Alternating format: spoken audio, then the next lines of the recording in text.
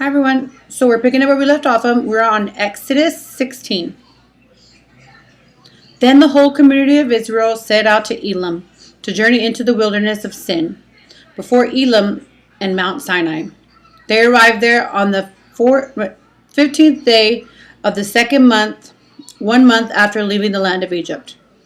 There too was the whole community of Israel complained about Moses and Aaron. If only the Lord had killed us back in Egypt, they moaned. There they sat around pots filled with meat and ate bread, all the bread we wanted. But now we are brought out into the wilderness to starve to death. Then the Lord said to Moses, "Look, I'm going to rain down food from heaven for you. Each day the people could go out and pick as much as they want, as much as they need for the day. I will test them in this to see whether they will follow my instructions. On the sixth day they will gather food and prepare twice as much as usual." So Moses and Aaron said to all the people of Israel, "By the evening you will realize what the Lord it is the Lord who brought you out of the land of Egypt, and in the morning you will see his glory, because he has heard your complaints, which are against him, not against us. For what have we done that you should complain about us?" Then Moses said to the Lord will give you meat to eat in the evening and bread to satisfy you in the morning, for he has heard all your complaints against him. What have we done? Yes, complaints are against the Lord, not against us. Then Moses and Aaron announced this to the entire community of Israel: "Present yourself before the Lord, for I have heard your complaints." And Aaron spoke to the whole community of Israel, and they looked out towards the wilderness, and they could see the awesome glory of and they could see the awesome glory of the Lord in a cloud. Then the Lord said to Moses, "I have heard the Israelites' complaints. Tell them in the evening they will have meat to eat, and in the morning they will have bread, all the bread they want. Then they will know that I am the Lord your God." That evening a vast number of quail flew in and covered the camp. And the next morning the area around the camp was wet with dew. Then the dew evaporated into a flaky substance as fine as a frost blanket on the ground. The Israelites were puzzled when they saw it. "What is this?" They asked each other. They had no idea what it was, and Moses told them, "This is the food the Lord has given you to eat. These are the instructions from the Lord. Each household should gather as much as you need. Pick 2 cords for each person in the tent." So the people of Israel did what they were told. So they gathered a lot, and some only a little. But when they measured it out, everyone had just enough. So those who gathered a lot had nothing left over, and those who gathered a little had enough. Each family had just enough as they needed. Then Moses told them, "Do not keep any until the morning." But some of them weren't listening, and they kept some until the morning. But by then it was full of maggots and had a terrible smell. And Moses was very angry with them. After this, the people gathered food in the morning by morning, family according to their needs.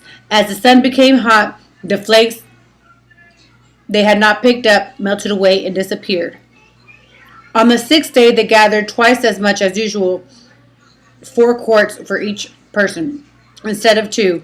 Then the leader of the camp community asked Moses for an explanation. He told him, "This is what the Lord commanded. Tomorrow will be a day of complete rest, a holy Sabbath set apart for the Lord. So bake and boil as much as you want today, and set it apart. It will be left for tomorrow." So they put some aside until the morning, just as Moses had commanded. And in the morning they had leftover food that was wholesome and good, without maggots and odor.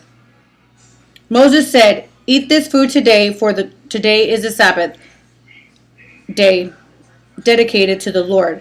There will be no food on the ground today. For you may gather the food on the 6th day, but on the 7th day, on the Sabbath, there will be no food on the ground that day."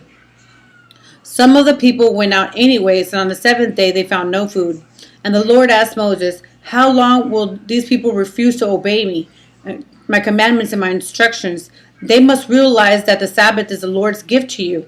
That is why I give you a 2-day supply on the 6th day, so there will be enough for 2 days on the Sabbath day. You must each stay in your own place. Do not go out and pick food on the 7th day." So the Lord So the people did not gather food on the seventh day. The Israelites called the food manna.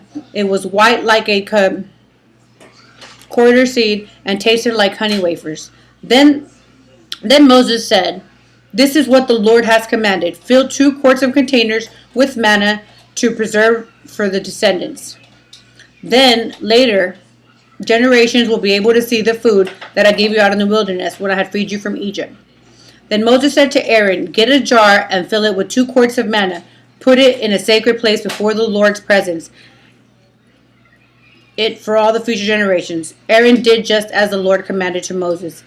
He evenly placed the Ark of the Covenant in front of the stone tablets, including inscribing them.